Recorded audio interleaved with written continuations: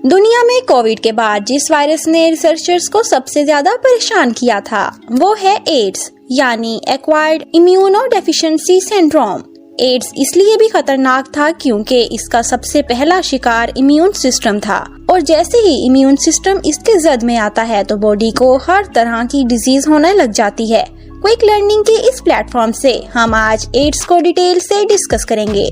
सबसे पहला सवाल जो हमारे माइंड में आता है वो है व्हाट इज एड्स। 1980 में चंद नौजवानों का ग्रुप डॉक्टर्स के पास आया जिन्हें शदीद बुखार, निमोनिया और वस्कुलर कैंसर था। जब उन पेशेंट्स का टेस्ट किया गया तो पता चला कि उनका इम्यून सिस्टम इतना वीक होता जा रहा है कि हर गुजरते वक्त के साथ उनके अंदर डिजीज बढ़ती जा रही है। इसी को एड्स कहते हैं। इसको हम थोड़ा डेप्थ में समझाते हैं। इम्यून सिस्टम की दो टाइप्स होती हैं, innate immunity and adaptive immunity. ऐसी इम्यूनिटी जो बाय बर्थ ह्यूमंस के अंदर मौजूद होती हैं, एक्टिव इम्यूनिटी कहलाती हैं। ये इम्यूनिटी सारी जिंदगी ह्यूमंस की बॉडी के अंदर मौजूद होती है और बैक्टीरिया एंड वायरसेस से बॉडी को प्रोटेक्ट करती है। इम्यूनिटी की दूसरी टाइप है जिसे एडेप्टिव इम्यूनिटी कहते हैं। ये इम्यूनिटी इंसान अपनी लाइफ में अपने अंदर पैदा करता है। जैसे छोटा बच्चा बैक्टीरिया और वायरसेस के अटैक से बहुत जल्द बीमार हो जाता है और उसको फीवर फ्लू बहुत जल्दी हो जाता है, लेकिन बड़ों में क्योंकि इम्यूनिटी प्रोड्यूस हो चुकी होती है इसी वजह से उनमें सीजनल डिजीज के चांसेस बहुत कम होते हैं, जो एडेप्टिव इम्यूनिटी की ही एग्जाम्पल है।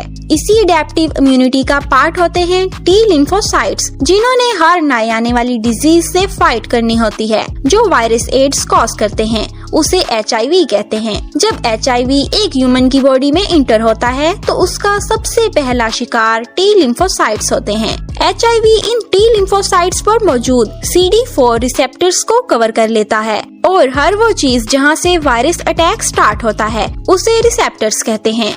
जैसे ही HIV वायरस इन रिसेप्टर्स को कवर करता है, इम्यून सिस्टम की फंक्शनिंग स्टॉप हो जाती है और वो वायरसेस से फाइट नहीं कर पाता, जिसके नतीजे में ह्यूमन बॉडी में बहुत सारी डिजीजेस एक साथ पैदा होती हैं, जिसे एड्स कहते हैं। एड्स की सिम्टम्स हैं fever, night sweat, rashes on skin, neurological problems, anxiety and depression, rapid weight loss, diarrhoea and pneumonia शामिल हैं। अगर हम इसके कॉज पर जाएं तो इनमें एड्स पेशेंट के साथ sexual contact, unsterilised tattoo equipment, breast feeding और ब्लड ट्रांसफ्यूजन, HIV ऑर्गन, ये भी टिश्यू ट्रांसप्लांटेशन के वक्त भी ट्रांसमिट हो सकता है। अगर हम ट्रीटमेंट ऑप्शंस की बात करें तो अनफॉर्चुनेटली एड्स की आज तक कोई वैक्सीन नहीं बन सकी, लेकिन आज की एडवांस मेडिकल साइंस ने ऐसी एंटीवायरल ड्रग्स तैयार कर ली हैं जो एड्स के पेशेंट्स की लाइफ को बढ़ा देती हैं। ART यानी anti retroviral therapy AIDS patients को रेकमेंड की जाती है, जो HIV वायरस को बॉडी से खत्म तो नहीं करती लेकिन उसकी ग्रोथ को स्टॉप कर देती है और उसे बॉडी के दूसरे ऑर्गन्स तक पहुंचने नहीं देती। ART में पेशेंट्स को एंटीवायरल ड्रग्स दी जाती हैं जो इम्यून सिस्टम को कवर करती हैं और बॉडी को एड्स के मजीद डैमेजेस से बचाती हैं। तो गाइस, उम्मीद है आज की इस वीडियो से एड्स के बारे में आपको सारे कॉन्सेप्ट्स क्लियर हो गए होंगे। तो हमें दीजिए इजाजत, फिर मिलेंगे एक न्यू वीडियो में। अल्लाह हाफिज।